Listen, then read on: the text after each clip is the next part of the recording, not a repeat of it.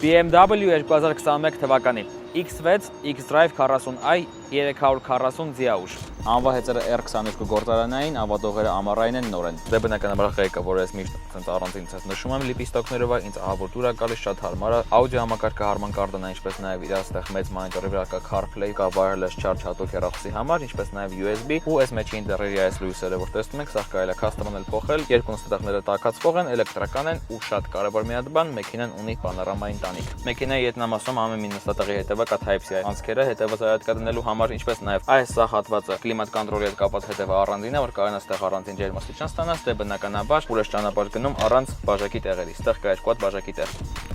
Դռները բացելուց դռներն է պես ключի վրա, այս հենց սիրուն տակից լույսերը հանում։ Իսկ վերնախցիկը բացվում է հետևյալ կերպ։